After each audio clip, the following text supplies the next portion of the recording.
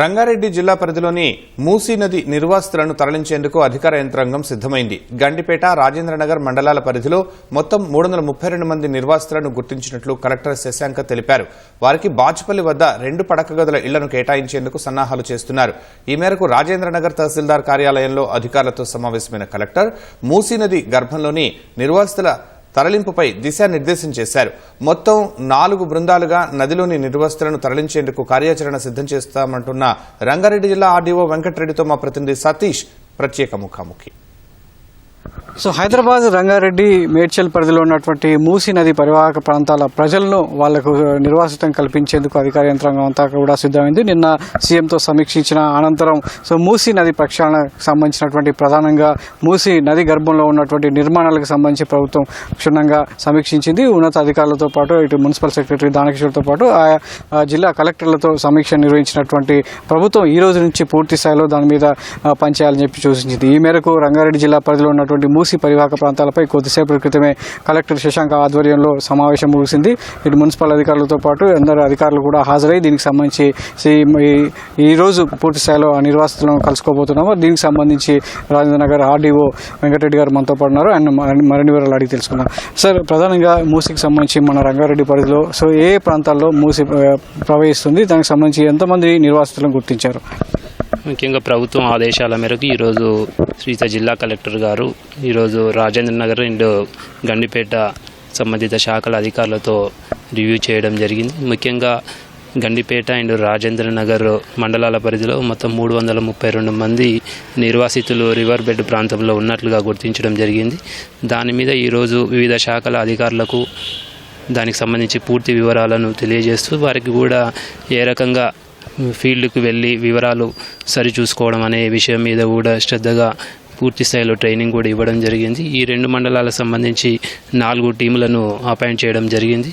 ఈ team members అంతా కూడా ఈరోజు మధ్యాహ్నం నుంచి ఫీల్డ్కి వెళ్ళడం జరుగుతుంది. ముఖ్యంగా గతంలో గుర్తించిన 332 మంది నిర్వాసితులు ఎవరైతే ఉన్నారో వారికి సంబంధించిన వివరాలన్నీ కూడా ఒకసారి పునఃపరిశీలన చేసి వారికి పునరావాసం కల్పించే విధానంలో కూడా వారికి భరోసా కల్పించి ఆ వివరాలన్నీ కూడా వారికి అందించడంలో భాగంగా ఈరోజు టీమ్స్ వెళ్ళడం జరుగుతుంది. ముఖ్యంగా ప్రభుత్వ ఆదేశాల మేరకు పునరావాసంలో భాగంగా ప్రతి ఒక్కరికి డబుల్ బెడ్రూమ్ అవకాశం కల్పించేసి వారికి తరలించడానికి కూడా ఈ డబుల్ బెడ్రూమ్ కేటాయింపుతో పాటు వారికి ఆ డబుల్ బెడ్రూమ్ తరలించడానికి కావాల్సిన వసతి అంటే ముఖ్యంగా వాహన వసతి, ముఖ్యంగా దానికి కావాల్సిన లేబర్ అన్ని వసతులు కూడా ప్రభుత్వం తరఫున కల్పించి వారిలో పూర్తి భరోసా కల్పించడానికి ఈరోజు టీమ్స్ అన్ని కూడా వెళ్ళడం జరుగుతుంది. 332 మంది దాదాపుగా వాళ్ళకి ఎన్ని డబుల్ బెడ్రూమ్లు ప్రస్తుతం అందుబాటులో ఉన్నాయి, ఎక్కడెక్కడ వాళ్ళని గుర్తించారు, వాళ్ళని ఎక్కడెక్కడ షిఫ్ట్ చేయబోతున్నారు? ముఖ్యంగా రంగారెడ్డి జిల్లాకు సంబంధించి బాచుపల్లి ప్రాంతంలో కానీ పోచంపల్లి ప్రాంతంలో కానీ గుర్తించడం జరిగింది. అక్కడ ఎక్కడైతే ఆల్రెడీ సిద్ధంగా ఉండి అక్కడ ఆల్రెడీ నివాసం కూడా ఉండడం జరుగుతుంది. ముఖ్యంగా అందులో ఖాళీలో ఉన్న వాటిని అన్నింటిని కూడా గుర్తించడం జరిగింది. ముఖ్యంగా ఏదైతే ఇక్కడ గుర్తించిన నిర్వాసితులందరినీ కూడా బాచుపల్లి మరియు కుత్బుల్లాపూర్ నియోజకవర్గంలోని పోచంపల్లి ఏరియాలో గుర్తించడం జరిగింది. అవన్నీ కూడా యూటిలైజేషన్ లో ఉన్నాయి, రెడీ టు ఆక్యుపేషన్ లో కూడా ఉన్నాయి. గతంలోని 90% ఆక్యుపెన్సీ ఉండి వాళ్ళు నివాసం కూడా ఉండడం జరుగుతూ ఉంది. మూసి దాదాపు 55 కిలోమీటర్ల మేర ప్రవహిస్తుంది. దాన్ని అభివృద్ధి చేయాలని ప్రభుత్వం నిర్ణయించింది. సో మన పరిధిలో ఎన్ని కిలోమీటర్ల మేర మన పరిధిలోకి వస్తుంది? ఆ పరిధిలో ఎంతవరకు నది గర్భంలో ఈ నిర్వాసితులను గుర్తించారు? అంటే ముఖ్యంగా మనది రాజేంద్రనగర్ నుంచి అలాగే గండిపేట, రాజేంద్రనగర్ మండలాల పరిధిలో ఉన్నాయి. ఈ మండలాల పరిధిలో ముఖ్యంగా 332 మంది రివర్ బెడ్లో ఉన్నట్లుగా గుర్తించడం జరిగింది. ఎప్పుడు ఫీల్డ్కి వెళ్తున్నారు, నిర్వాసితులకు ఏం చెప్పబోతున్నారు? అంటే చాలా వరకు వాళ్ళు ఖాళీ చేసే అవకాశం ఎంతవరకు ఉంది? సో వాళ్ళతో ఎట్లా ఇంటరాక్ట్ అవ్వబోతున్నారు? ముఖ్యంగా వారి వివరాలు మన దగ్గర ఉన్నాయి. వాటికి సంబంధించిన వివరాలన్నీ కూడా వారితోటి ఒకసారి డిస్కస్ చేసి ఆ వివరాలన్నీ కూడా సరి చూసుకోవడం జరుగుతుంది. వారికి కావాల్సిన ముఖ్యంగా డబుల్ బెడ్రూమ్ కల్పించే విధానంలో కూడా వారికి పూర్తి స్థాయిలో భరోసాను కల్పిస్తూ ప్రభుత్వం తరపున అన్ని విధాలుగా వారికి తోడ్పాటు ఉంటుందనే విషయాన్ని వారికి తెలియపరుస్తూ టీమ్స్ ద్వారా మొత్తము పునరావాసము కల్పించే విధానంలో ఏ రకంగా జరుగుతుంది అనే విధానాన్ని వారికి వివరించడం జరుగుతుంది. వారిలో పూర్తిగా ధైర్యం కల్పించడం జరుగుతుంది. ఇప్పుడున్న వాళ్ళ నివాసాలను ఏం చేయబోతున్నారు? అంటే పూర్తిగా డిమాల్ చేసే అవకాశం ఉంటుంది కాబట్టి ఆ ప్రక్రియలో దీనిలో ఏమైనా భావించేస్తున్నారా? తదుపరి నిర్ణయం ఉంటుందా దాని మీద? ఇప్పుడు పునరావాసం కల్పించడం వరకు వారికి భరోసా కల్పించడానికి వారి వివరాలు సేకరించడానికి మాత్రమే వెళ్ళడం జరుగుతూ ఉంది. వారిని పూర్తి స్థాయిలో పునరావాసం కల్పించిన తర్వాత దాన్ని తదుపరి చర్య తీసుకోవడం జరుగుతుంది.